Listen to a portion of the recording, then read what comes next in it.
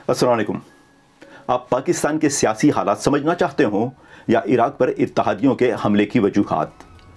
जब तक आप नियो कॉलोनियलिज्म यानी इस्तेमार जदीद और इसमें कसीरुल कौमी कंपनियों के किरदार को नहीं समझेंगे, आप दुनिया के किसी भी खित्ते में रोनमा होने वाले वाक़यात की असल हकीकत को नहीं समझ सकेंगे।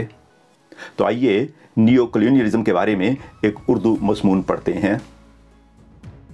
नियो कॉलोनियलिज्म में, जिसे इस्तेमार जदीद भी कहते हैं, एक रियासत जो कि आम तौर पर एक साबका नो आबादियाती ताकत होती है, दूसरी बराए नाम आज़ाद रियासत पर जो कि आम तौर पर एक साबका कॉलोनी होती है, साम्राज्यी हुक्मरानी के तसलसल को कायम रखती है या दोबारा नाफिज करती है। नियो कॉलोनियलिज्म में एक तरक्की याफ्ता हुकूमत साबका नो आबादियाती तरीक़ों मसलन खुले आम हमला करने के बजाय किसी तरक्की पजीर मुल्क पर असर अंदाज होने या कंट्रोल करने के लिए मशरूत इमदाद को इस्तेमाल करती है।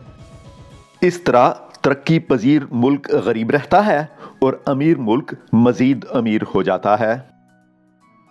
इसके अलावा ये अमीर ममालिक इक्तसादी साम्राज्यियत, आलमगीरियत और सकाफ़ती साम्राज्यियत के लिए गरीब ममालिक में अपनी मर्ज़ी की हुकूमतें कायम करते हैं और वहाँ की फ़ौजों और हुकूमत के आला ओहदेदारों को ख़रीद लेते हैं ताकि वहाँ की आवाम की मर्ज़ी के नुमाइंदे आगे ना आ सकें।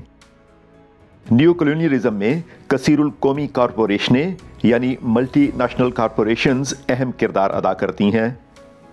इनकी सरमायाकारी गरीब ममालिक में बहुत कम लोगों को फ़वाइद मुहैया करती है और इन ममालिक की कसीर आबादी को माशी, समाजी और माहौलियाती नुकसानात पहुँचाती है।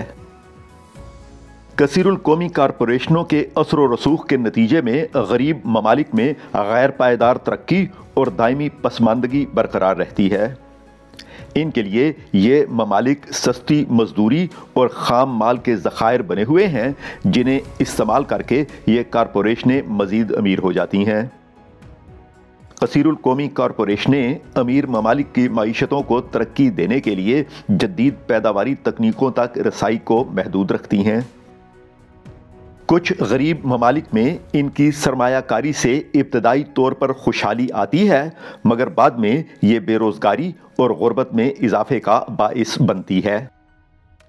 इसलिए जब तक तरक्की पजीर ममालिक के लोग इनकी कठपुतली हुकूमतों के चंगुल से आज़ाद नहीं हो पाते, इनमें खुशहाली और तरक्की मुमकिन नहीं। आपका क्या ख्याल है? कमेंट्स में ज़रूर मुतला कीजिएगा। फ़िलहाल मैं आपसे इजाज़त चाहता हूँ। अल्लाह हाफिज़।